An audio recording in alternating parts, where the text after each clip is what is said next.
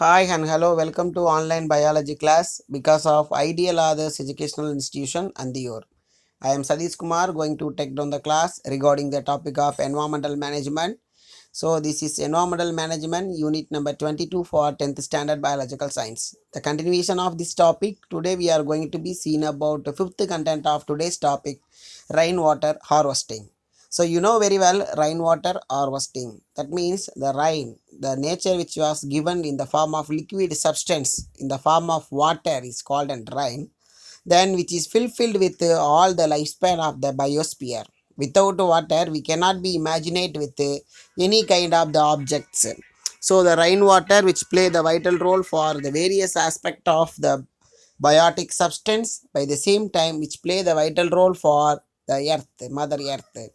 Then the rainwater harvesting is one of the major method for the modern days. We are recharging the groundwater level and increasing the groundwater level by means of the water table. Then rainwater which is saved with various kinds of method. Some of the methods are traditional methods of our Tamil Nadu system, and some of the methods are done with various kinds of primitive and advanced technologies. So today's topic we will see about the rainwater harvesting with the various kinds of things in the means of a diagrammatic representation I will give you for the understanding. Let us enter into the textual content of today's topic. Then rainwater harvesting. You know, and we are familiar with rainwater harvesting, but how it was takes place, what are the methods are available, we don't know. But we have the answer for all these questions from today's topic. Rainwater harvesting is a technique of collecting and storing of rainwater for future use. You know very well. So from the rooftop method, then recharge pits, Uranis, Aries, lake, all the sources we are save the rainwater and we will use it for future uses. In the traditional method of storing the rainwater is underground tanks. By means of we have buried the earth and by the same time we are made the tank, then store with the water. And the ponds, you know very well, which is available from the town side and village side, lakes, check dams and used for future. The various methods we will save the rainwater and used with the future uses. And the main purpose of rainwater harvesting is to make a rainwater and percolate under a ground, so as recharge the groundwater level. Then the pure water is used for the drinking purpose, which is in the form of groundwater. So we are increasing the groundwater, then only we are getting the more amount of water for drinking, agriculture and all other household activities. Then next one, so this is the diagrammatic representation how the over tank and the pure water is saved for the various purpose by means of increasing the groundwater level, how the recharge pits is prepared, then how the rainwater harvesting tanks are set from our home, houses, the building, commercial places, industries, schools, hospital and all other places, they are made by the same system which is given in the form of diagrammatic representation. The next one, the various methods of rainwater harvesting. It is a book back question, detailed question. They may be asked from 4 mark question or 7 mark question. The different methods of rainwater harvestings are available. Some of the things we are known and unknown, we are saving the rainwater from the traditional system of rainwater harvesting, and some of the methods are new one for our modern technology. First one, rooftop rainwater harvesting. We will see that huge buildings, the upper side of the roof, the fall down in the rainfall, they are comes out in the form of outlet. The outlet are connected with a pipe and dipped into this ground. So that is called roof water rainwater harvesting. Then rooftop is an excellent rainwater catches the rainwater that falls in the roof, houses, apartment, commercial buildings, etc. We'll see all the buildings they are having roofs. It is collected and stored in the surface tank and can be used for the domestic purpose. Domestic purpose in the form of growing the garden, cleaning the vehicles, and all other things we will use for the rooftop rainwater harvesting method. Then this is the diagrammatic representation, the rooftop rainwater harvesting. They are connecting a pipe by means of that outlet and they are done in the distillation, then stored in the tank. Then whenever we need the more amount of water, we are used for various purpose by means of the recharging purposes. Then Second one of the modern method of rainwater harvesting is a recharge pit. In this method, the rainwater is first collected from the rooftop.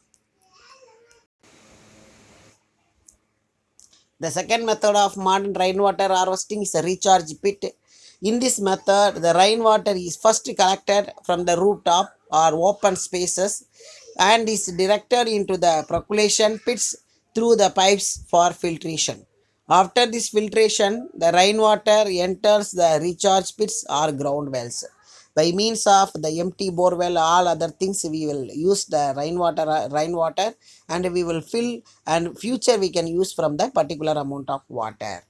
And this is the diagrammatic representation is given for the recharge pit and recharge shaft, which is increasing the groundwater level, and by the same time they are used for the future use without depending upon the rain and all other groundwater sources.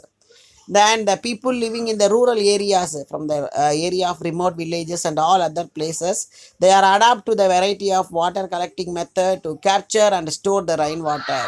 Some of the methods are,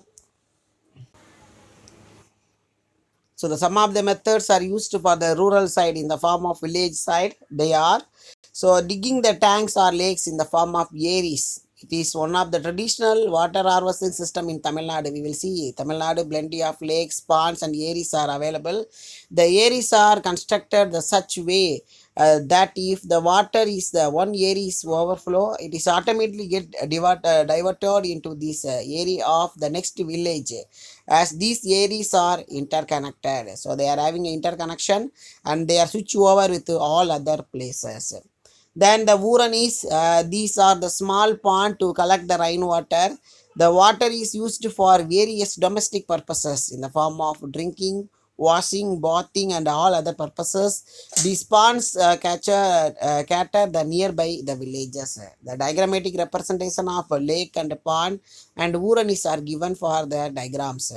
Then some of the advantages having the rainwater harvesting. The number one, the overcome the rapid depletion of groundwater level, continuous increasing of the groundwater level. So we are fulfilled with the drinking water purpose. Then to meet increase the demand of water, and by the same time it was stop the demand of water for the during the summer season, and they reduce the flood and soil erosion. Their main thing, the rainwater harvesting, which is control the flood. Then the place they are migrating the water from one place to another place, and soil erosion. The water stored in the ground is not contaminated by the human and animal waste, hence can be used for the drinking purpose. The water storing from the one place which is not contaminated by human and animal, which is used for drinking and bathing purposes. Then more to know question, we will know very well regarding that Grand Anicut in the form of Kallanai Dam. It is also as a Grand Anicut is the fourth oldest dam in the world. Then it's constructed by King Karigala Chola of the Chola dynasty in the 2nd century AD CE. It is still serves the people of Tamil Nadu. The dam is located at River Kaveri, approximately 20 kilometers from the city of Tiruchirappalli. So, what is the main purpose of Kallanai Dam, which was converted into this Kaveri water from the 4 channels? One is called Kallanai Kalvai, second one is called Vennaru, and third one is called Kaveri, and another one branches which is in the form of Kallanai Kalvai. So, all these things are divided by 4 different ways from one water to dividing. What is the main purpose? They are preventing the flood, and by the same time the water is migrated with all the places. So the idea is created by King Karingala Chola from the 2nd century. Then we will see some of the diagrammatic representation for all the views of the Grand Anicut Kallanai Dam, and the person which is made with the Kallanai Dam, King Karigala Chola diagram also given for your understanding. And the electrical and energy management. So the electrical or electric power produced by the generator, we know very well the electricity is produced by the generator. The generators are operated by the turbine attached on it. The turbines are rotated by the stream moving the water or wind power produce the electricity. We know very well the electricity is produced by the various substances. Then conservation of the electrical energy. Then the production of electrical and electricity is a very difficult, and by the same time it is a cost effective method, and by the same time they are producing a pollution. But what we have to do, we are conserve the electrical energy for the following measures taken by the home school to save the electricity. It is a 4 mark questions. What are the measures taken by conserving the electricity from your home and school? Then use the energy efficient appliances to save the electricity, like a compact fluorescent lamp, CFL, light emitting diode, LED bulbs, and other electronic equipments. Second one, switch off the light and fans, television, other electronic appliances when not in use. We know very well.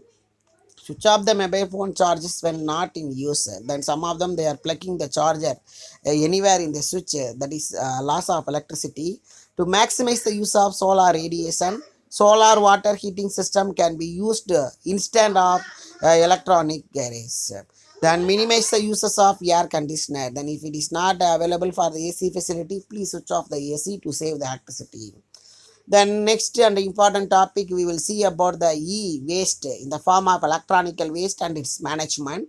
E-waste are commonly called an electronical waste, which is include spoiled and contaminated non-repairable electrical and electronical devices. So 2 mark question, what is e-waste management? This waste contain a toxic metal in the form of lead, cadmium, chromium, mercury through the ions copper, silicon, aluminum, and gold, which is can be recovered. But some of the substances which is not recovered from the electronical substance, which is in the form of e-waste. Then the sources of e-waste is given for the understanding from the home, hospitals, governments, and private sector. From the home, you will see that a PC, computer, television, radio, cell phone, washing machine, micro oven, CD player, fan, electronical iron box, etc. These are the e-waste which is produced by our home. From the hospital, from the computers, monitor, ECG device, microscope, incubator, etc. From the government side, from again you will see that a computer, CPU, fax machine, xerox machine, scanner, fan, tube light, air conditioner. These are the non-reusable substance. From the private sector, in the form of computers and boilers, mixer and signal generator, single generator, incubator. These are the substance or in the form of e-waste. And the sources of e-waste, then electronical devices in the form, then it is a 4 mark question. What are the sources of e-waste? First one is called electronical devices: computer, laptop, mobile phone, printer, monitor, television, DVD player, calculator, toys, sports equipment is called e-waste. And the second one, household and electrical appliances in the form of refrigerator, washing machine, micro oven, mixer, grinder, water heater, etc. From the accessories in the form of printing cartridges, batteries, and chargers, they are in the form of e-waste. And what are the sources of e-waste are given for the diagrammatic representation for your understanding, which is clearly exposing all types of e-waste. And the e-waste is included, the computer component is the largest population, is about 66 percentage, telecommunication in the form of cell phone and all other things for 12 percentage, electronical component for 5 percentage, biomedical component in the form of tablet, tablet packet, tablet covers, and sealed materials, containers in the form of 7 percentage. Other component are available in the form of e-waste up to 6 percentage. The environmental impact of the e-waste, and e-waste also causing some of the problem to the environment. The disposal of any kind of electronical and electrical devices without knowledge can become a landfill and a water pollutant. They are destroying the land as well as they are creating a pollution to the water bodies. Then electronical equipments contain many hazardous heavy metal in the form of lead, cadmium that can be causes severe soil and groundwater pollution. And e-waste is dumping yards and place necessary or pollute causes a severe health hazards. The several types of health hazards are we will see the following slides. Then more to know question, the health effects of e-waste. 4 mark question, what are the health effects caused by the e-waste? Lead dangerous and to the central damages to the central nervous system, peripheral nervous system, and affect the brain development to the child. They are continuous watching of cell phone and the radiation, the chemical which is available on the toys which was affected with the child. And chromium is aesthetic bronchitis, which is given in this diagram for the aesthetic bronchitis. We will see that, and brain damages also caused by the kids. And the cadmium and mercury, the cadmium they are accumulate and they cause a kidney failure, liver failure, and the novel damages are given for the diagram. And mercury also caused by the brain and the respiratory system, then they are causing the problem in the respiration, breathing problem, wheezing, then all other things which is caused by the mercury. And the PVC, we know very well, the plastics, the polyvinyl chloride, the burning the PVC, they are produced as a dioxin, which causes the developmental and the reproductive problem, damage the immune system. They are reducing the immune system and causing infertility and a developmental problem to the reproductive problem also caused by the adult as well as in the kids. So up to that, we will see about rainwater harvesting and e-waste management. From the following class, we will see about the solid waste management. Up to that, thank you very much. I am Sadish Kumar from Biological Science Department. Thank you one and all.